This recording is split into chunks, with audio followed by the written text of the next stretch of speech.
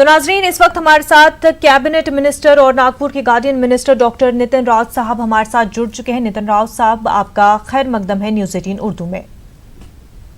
Nitin Raut sir, सबसे पहले तो आपसे ये जानना चाहेंगे कि सेंट्रल गवर्नमेंट ने जो फैसला लिया है कि दुकानें खुलेंगी आज से, जहां पर रेड जोन नहीं है, कंटेनमेंट एरियाज नहीं है, वहां पर दुकानें खुलेंगी। इस फैसले को आप किस तरह से देखते हैं? सबसे पहले तो मैं रमजान की मुबारकबाद सभी हमारे मुसलमान भाइयों को देना चाहूँगा और उनको एक निवेदन करूँगा कि वे अपने घर में ही रहे, घर में ही इबादत करे और स्वस्थ रहे, अल्लाह ताला से दुआ करे।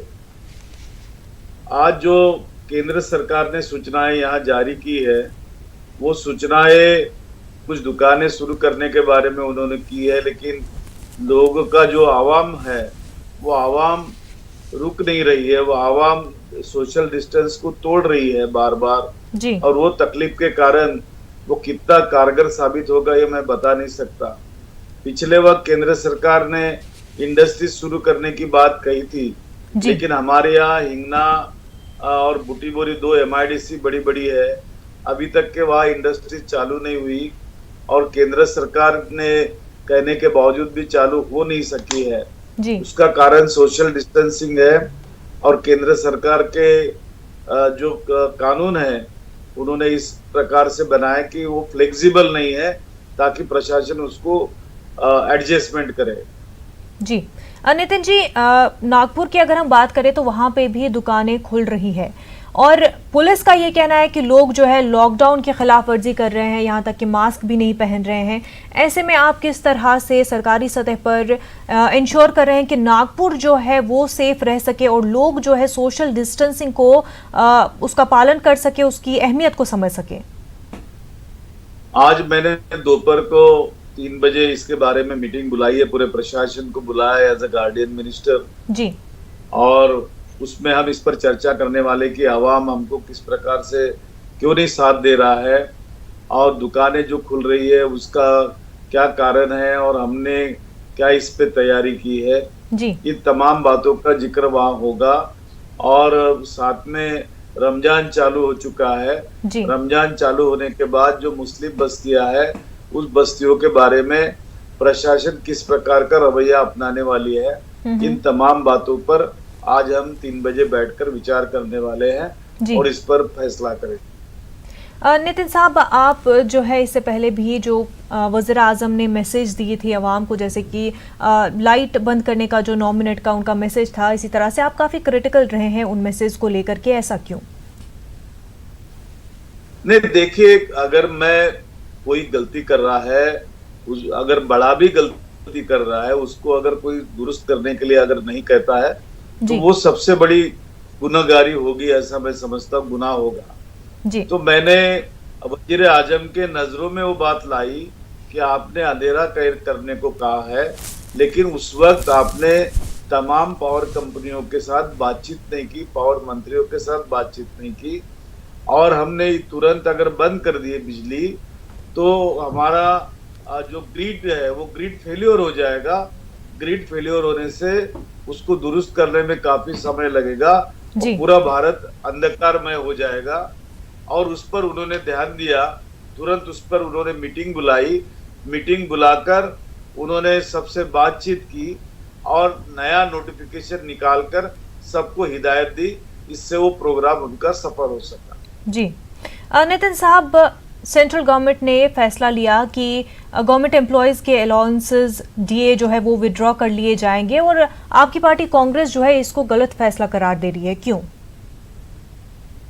मैं भी इसको गलत फैसला ही कहूंगा, क्योंकि कैसा है कि इस लॉकडाउन पीरियड में चाहे छोटा रहे या बड़ा रहे जी, वो फाइनेंशियल क्राइसिस से जूझ रहा है। आज खाने के लाले पड़े हैं क्योंकि लोग ना ढंग से बैंक में जा सकते, ना पैसा अपना कैसे ला सकते हैं।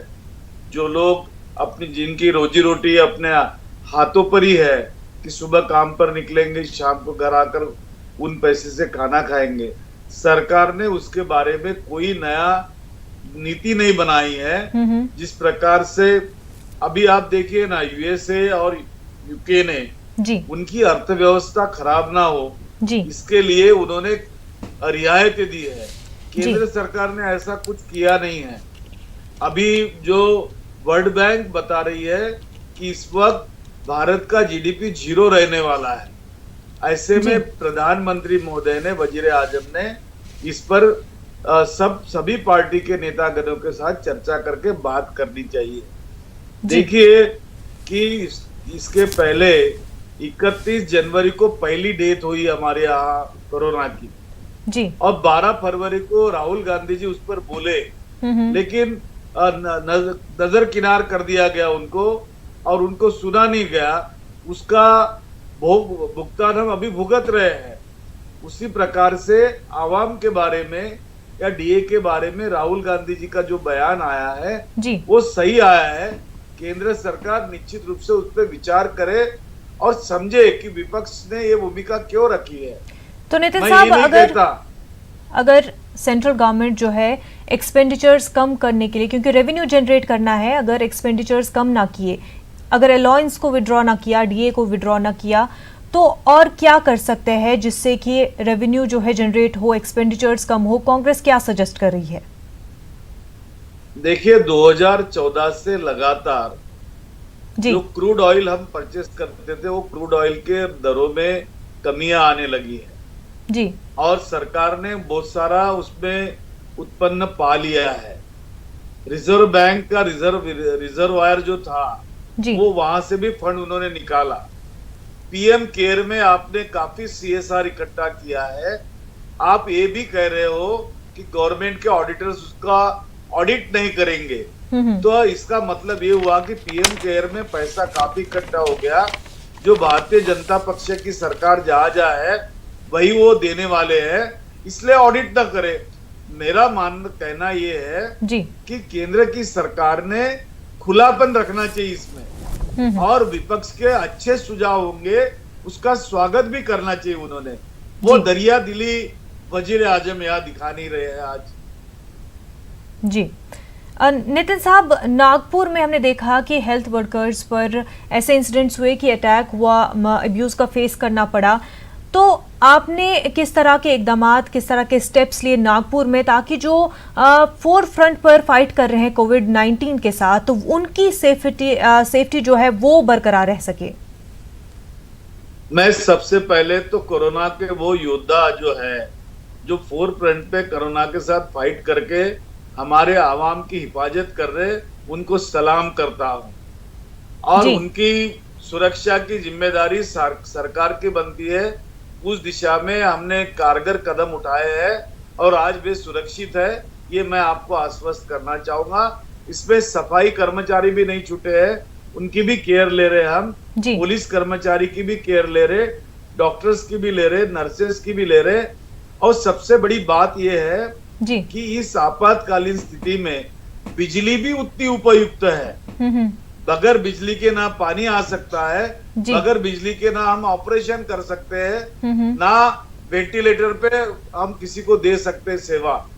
तो बिजली में भी जो लोग काम कर रहे हैं वो भी कोरोना के योद्धा है। मैं उनको भी सलाम करता हूँ। बिल्कुल।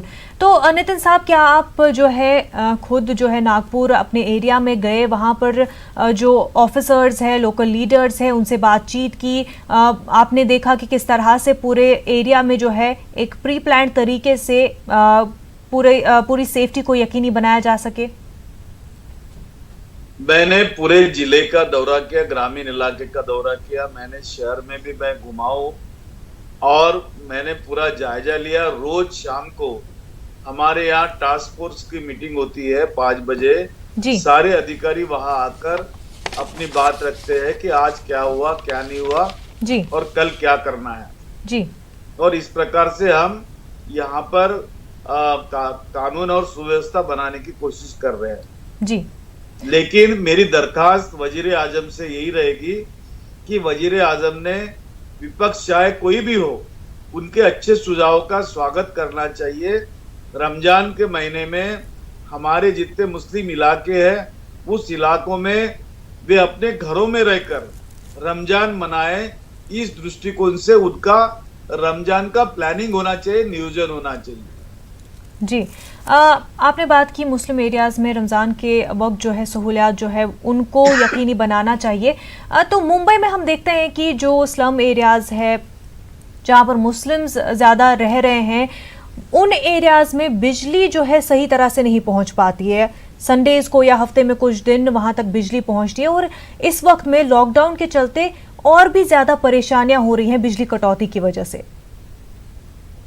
नहीं, बिल्कुल नहीं है। बिजली के अधिकारियों के साथ और कंपनियों के साथ मेरी वीसी हो चुकी है 2 दिन पहले। जी ना, मुंबई में बिजली बरोबर चल रही है। ये ब्रेकडाउन जो बीच में होता है, जी जो कहीं जोर से हवा आई या जोर से बरसात आई या कुछ ऐसा हुआ, तभी वहां पे थोड़ा सा तकलीफ होता है। उसके बावजूद बिजली कंटिन्यूस हम देने की कोशिश कर रहे हैं और उसमें आज जो मेरे पास रिपोर्ट आई, हम कामयाब हैं।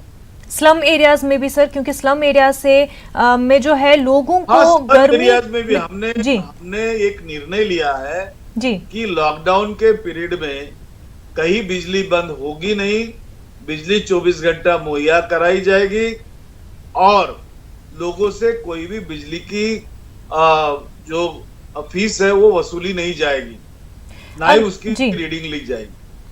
नितिन साहब, लॉकडाउन के चलते इलेक्ट्रिसिटी कंजप्शन पर कैसा असर पड़ा है? क्या इलेक्ट्रिसिटी डिमांड इंक्रीज हुआ है या कम हुआ है? नहीं, लॉकडाउन के चलते हुए इलेक्ट्रिसिटी डिमांड तो कम हो गई है, क्योंकि मेजर डिमांड जो इंडस्ट्रीज से आती है वो इंडस्ट्रीज सारी बंद है और उसका असर हमारे रेवेन्यू पे भी पड़ा है। जी, हम फाइनेंशियली पॉइंट ऑफ व्यू अगर आप पूछेंगे तो आज हम कमजोर हो गए उसमें। ये मैं खुद महाराष्ट्र उसमें है, ऐसा नहीं है। तो जितने प्रदेशों की बिजली कंपनियां हैं वो अपने आप को इकोनॉमिक क्राइसिस से लड़ रही है। केंद्र सरकार से हमने दरखास्त की है कि ये क्राइसिस में वो हमको मदद करे और बिजली यह एसेंशियल कमोडिटीज होने के नाते उसको एनडीआरएफ में लिया जाए। नेशनल डिजास्टर मैनेजमेंट जो होता है उसके अंतर्गत उसको बिजली को लिया जाए और केंद्र सरकार उस पर हमको मदद करे। महाराष्ट्र गवर्नमेंट स्टेट लेवल पर किस तरह से इस क्राइसिस को डील कर रही है? क्योंकि जिस तरह से आपने बताया कि इलेक्ट्रिसिटी कंजप्शन कम होने की वजह से इकोनॉमिकल ग्रोथ पर असर पड़ा है, कम हो गया है, तो ऐसे में महाराष्ट्र गवर्नमेंट क्या कुछ जो है स्टेप्स ले रही है ताकि इस पूरे सिचुएशन को टैकल किया जा सके? नहीं, चाहे कुछ भी हो जाए, हम बिजली को कम होने नहीं देंगे, लोगों को बिजली मुहैया कराएंगे। जी, उसके लिए हमको कर्जा लेना पड़ा तो हम कर्जा लेंगे और हम ले रहे हैं। हमारे पास पर्याप्त उसके रिसोर्सेस है। हमने अभी 6,000 करोड़ का कर्जा लिया हुआ है और हम सैलरी भी लोगों को दे रहे हैं और उसमें कोई कटौती नहीं कर रहे। बिजली का भी सप्लाई हमारा कंटिन्यूस चल रहा है। नितिन साहब, जो गरीब मिडिल क्लास और किसान जो मजदूर लोग हैं उनके लिए क्या कुछ आपके डिपार्टमेंट के जरिए उनको क्या इलेक्ट्रिसिटी बिल्स में रियायत मिलेगी जब तक लॉकडाउन चल रहा है या उसके बाद भी, क्योंकि क्राइसिस तो है अभी काफी लंबा चलने वाला है? मैंने आपको पहले भी बताया कि एनडीआरएफ में बिजली एसेंशियल कमोडिटीज है, ये तो मानते कि नहीं आप? जी, और मेरे ख्याल से सारा देश मानेगा जी कि बिजली एसेंशियल कमोडिटीज है। अगर एसेंशियल कमोडिटीज अगर होती है तो उसको एनडीआरएफ में केंद्र सरकार ले क्यों नहीं रही? जहां अगर हम किसी खेत खलियान में भी जाते हैं या सिटी में भी पानी अगर हमको उसका शुद्धिकरण करके अगर उसको लिया जाता है तो बगैर बिजली के नहीं होता है वो जी। और उसी प्रकार से अस्पताल भी बगैर बिजली की नहीं चल सकते, ना ही सरकारें काम करते वक्त बगैर बिजली की काम करती है।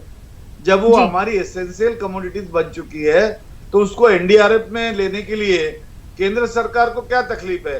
मेरी केंद्र सरकार के वजीर आजम से आपके माध्यम से दरखास्त है कि इस बात पर वो गौर करे, हमको मदद करे। जी, नितिन साहब, राज ठाकरे ने उद्धव ठाकरे को लिखा था लिक्विड शॉप्स, शराब की दुकानों को लेकर के खुलनी चाहिए। हालांकि सेंट्रल गवर्नमेंट ने क्लियर कर दिया है कि लिक्विड शॉप्स जो है वो बंद ही रहेंगी। आपका क्या स्टैंड है? आपकी पार्टी का इस पूरे मामले पर क्या स्टैंड है? नहीं, लिकर शॉप खोलने का कोई कारण नहीं है जी। सवाल इस बात का है कि आवाम ने अपना सोशल डिस्टेंसिंग मेंटेन रखना चाहिए कम से कम घर से बाहर निकलना चाहिए जी और ज्यादा घर में रहने की कोशिश करनी चाहिए।